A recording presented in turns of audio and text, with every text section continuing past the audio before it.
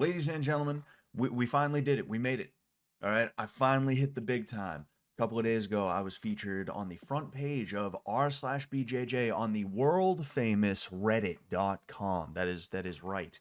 That is right. I had no idea. I didn't know. Nobody told me. I mean, look at this though. Like almost 450 upvotes, 274 comments, 274 mouth breathing idiots trying to act like they know something, and I had no clue. So yeah, Reddit celebrity now. But this tweet right here, I have it pulled up right here. I want to talk a little bit about it because some of the things that were said in the comments section, I do want to kind of address a little bit.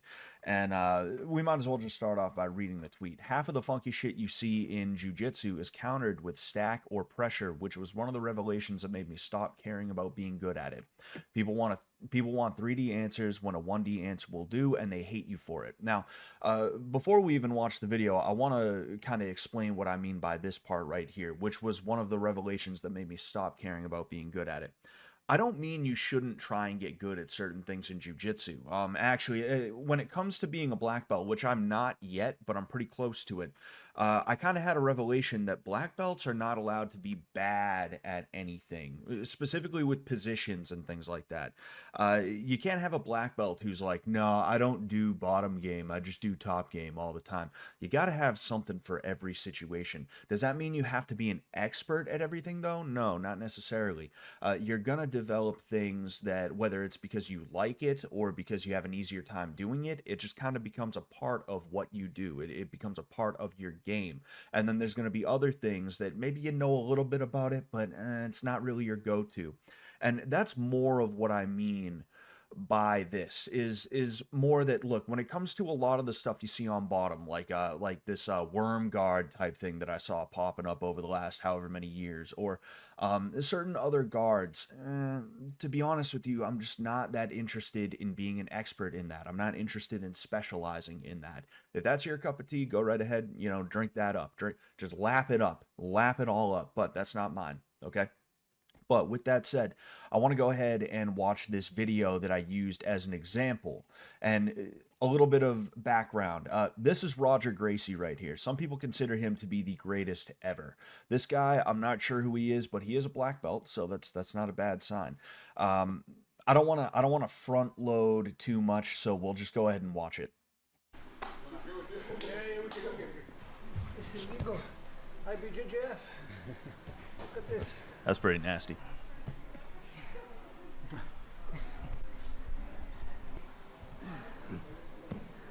So basically, he's stacking the entire time. I'm not gonna do too much talking over the original video, or over the video. We're gonna talk a little bit about it as time goes on. Lapel my ass.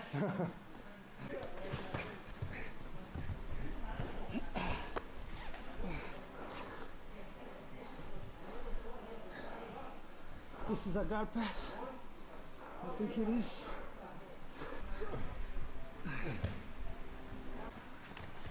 One of the things I'm going to highlight, right? I can't wait, but this dude just keeps on going for that lasso. He keeps on trying to use that lapel, and it's just like, man, what are you doing?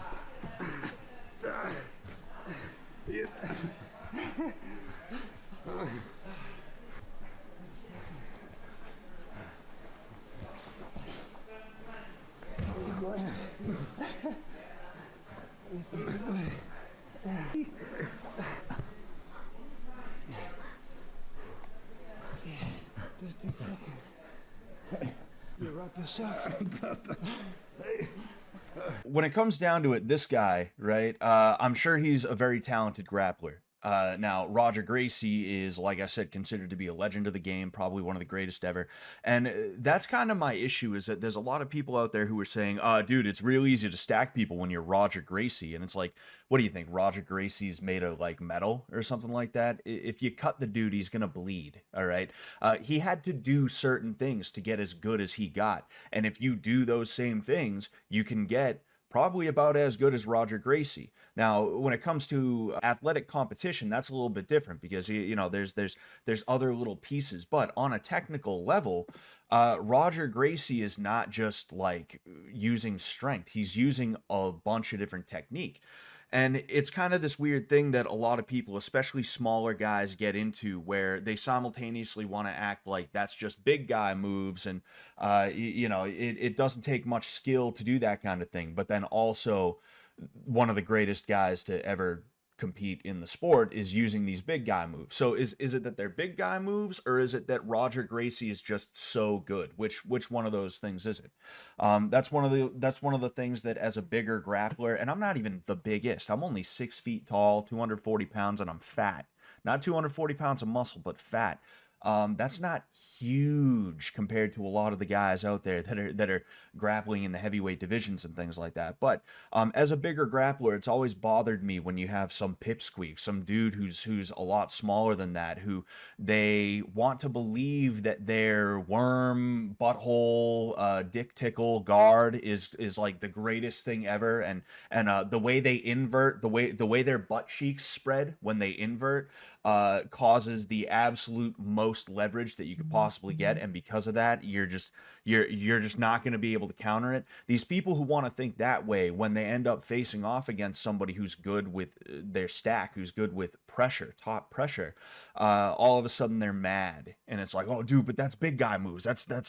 But dude, but like you're only able to do that because you're big. What are you doing? You can't just stack all the time. You can't just do that. Like why are you doing it like that? What are you learning? What technique are you using? And it's like, look, if you were as good as you thought you were, it wouldn't matter.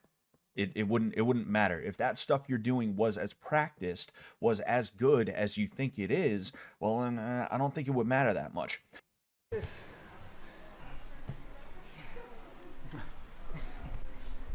Okay, so here's the first stack. Now this guy is a big lapel guy, right? I don't think it.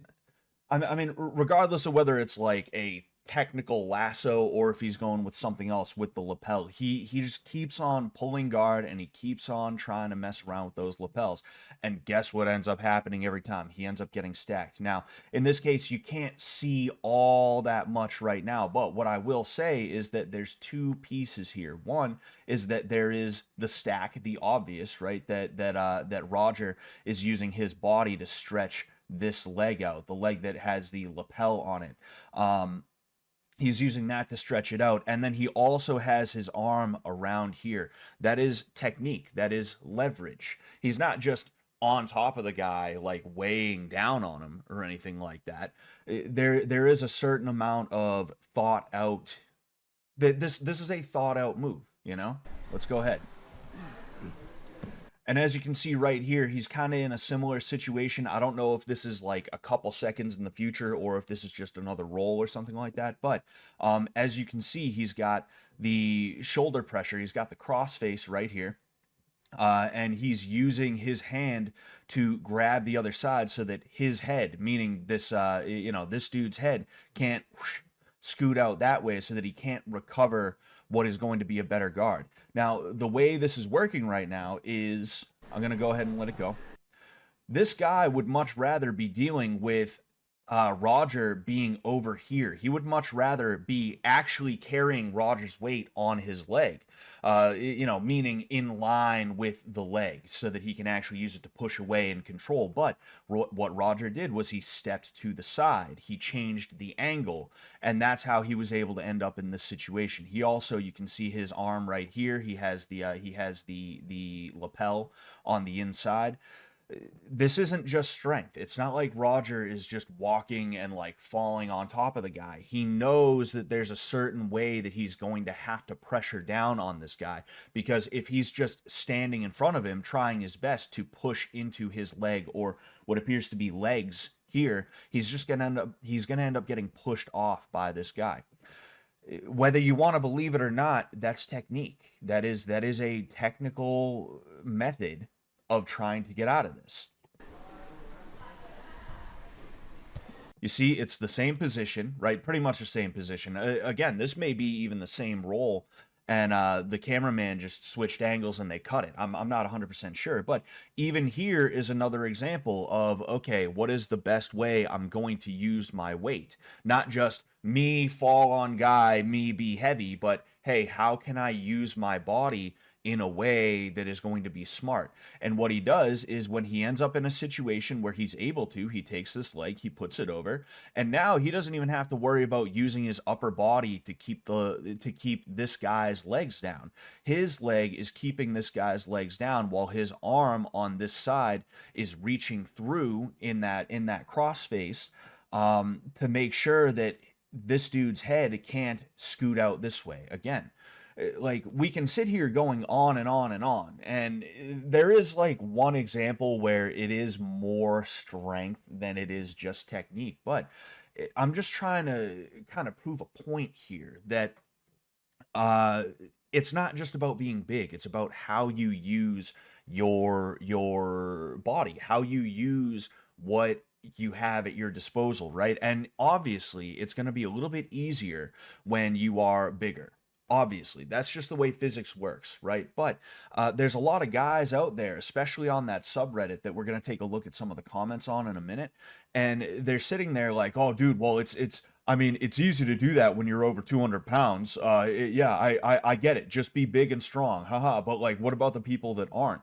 As if like a 180-pound dude couldn't stack past somebody. Shut up and just do it. Learn how to do it. And I think that's really the problem, is that a lot of people don't learn how to do it because they kind of get discouraged by certain things, or maybe they're a bit of a nerd, and because of that they just want to do whatever Keenan Cornelius or some other jujitsu celeb is doing. And it's just so stupid. Let's go ahead and take a look at some of those comments though. So one thing I noticed with this post too is that most of the people who have the black belt flair agree with me in some way, shape, or form. Most of them, not all of them, but most of them. At the very least, they're not completely and totally hostile to the idea. But a lot of the people who have the blue and the purple belt flares, those are the ones who are like, oh dude, this guy doesn't know what he's talking about. What has this guy ever won? What competition has this guy ever won? As if John Danaher ever won a major competition. I'm saying I'm John Danaher. That's right. I'm John Danaher. Scott Danaher. John Sullivan. But anyway, there was one that was interesting to me, right? Again, this black belt. Bantad87 says, not just pressure, but also understanding when to pressure into the funky shit and when to extract yourself from it and re-enter.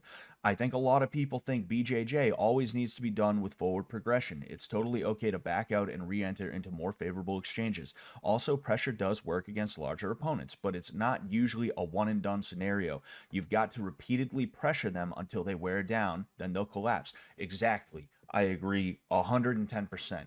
This guy, he essentially agreed with me, and then he added to the point. He built off of the point. And I agree with what he was saying. Like, you just need to be able to do it the right way. That's it. If you know how to do it the right way, you can do it to pretty much anybody. And then you have this dude right here, Don Janaher, must be my cousin. A purple belt. All right. Again, just kind of trying to make a point here. If we were all built like Gordon, we could all effectively use Gordon's slow, heavy, pressure-based style. Most of us are not built that way, so our style has to be modified to our abilities. A 165-pound dude is probably not going to be able to effectively stack past a 220-pound dude. Jeez, why not? Says who? Why not? Then this dude edited.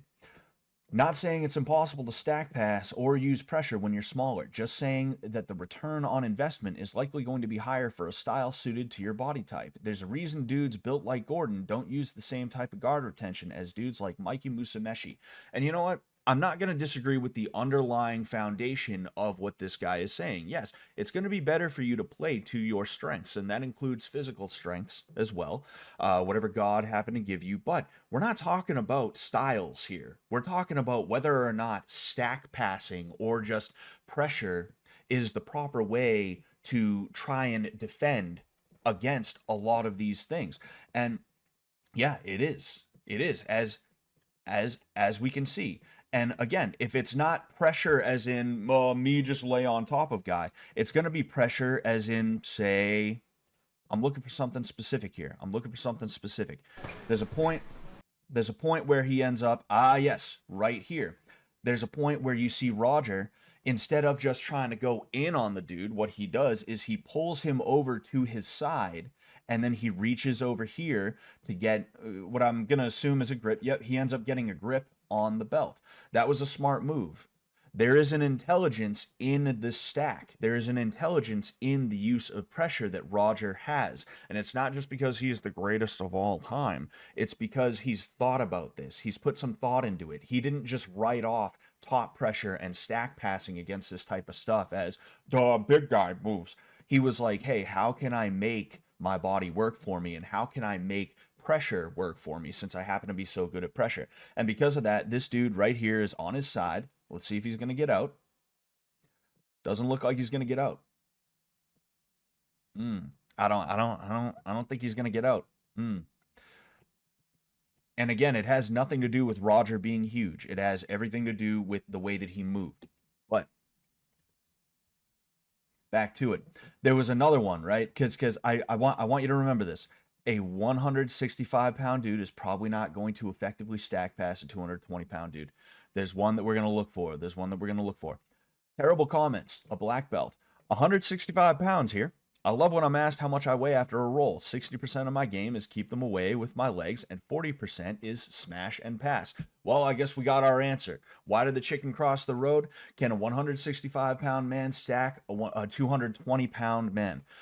It's just the more you look at these comments, the more you realize the more you realize that it's all the blue belts saying stuff like, as I see it, you can spend your time and energy on getting jacked or getting really good, or both if you make it a career. I know I'm not getting huge anytime soon since I haven't moved weight classes in 7 years since I started at 17, so I got to focus on technique.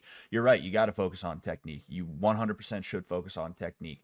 Learn how to be technical while also being heavy. There is technique in being heavy, but the more you look, the more you see the black belts are pretty much in agreement with me, and the blue belts and purple belts, you know, the sophomoric belts. I actually made a video about this. It was more of a short form video, one of those YouTube reels or shorts or whatever it's called. Blue and purple belts are sophomoric belts. It's sophisticated morons, people who think they know something because they know a little bit, but really they need to shut up and they need to keep learning. So I just think it's funny, and the reason why I wanted to highlight that is because I think that Reddit is one of the reasons why jiu-jitsu has kind of taken a certain turn. And it can be a little bit frustrating sometimes seeing what has happened to Brazilian Jiu-Jitsu. As someone who got involved, I want to say like 12, 13 years ago, you know, back before you had like real, like big, like Gordon Ryan tier celebs and things like that. It was a completely and totally different game back then, and it pains me to see what has happened to jiu-jitsu and the culture within the community and things like that. But that's another conversation to be had. Yeah, I really don't even know how to finish this off. I just wanted to make the point that, look, like, you can sit here complaining about how your De La Hiva doesn't work because that other guy is just so big and he's being a big meanie by not letting you do it to him in the middle of a roll. I guess, I don't know. Or you can get good and you can understand that sometimes you don't need a 10-step answer. Sometimes all you need is a 1 or 2-step answer. That's just the way it is. But anyway, hope you enjoyed the video. If you did, leave a like and also sub for more. If you have anything to say, leave a comment down below. And I also have a Patreon, $5 if you want to get exclusive content and stuff like that. Other than that, thank you very much for watching. And until next time, good luck out there.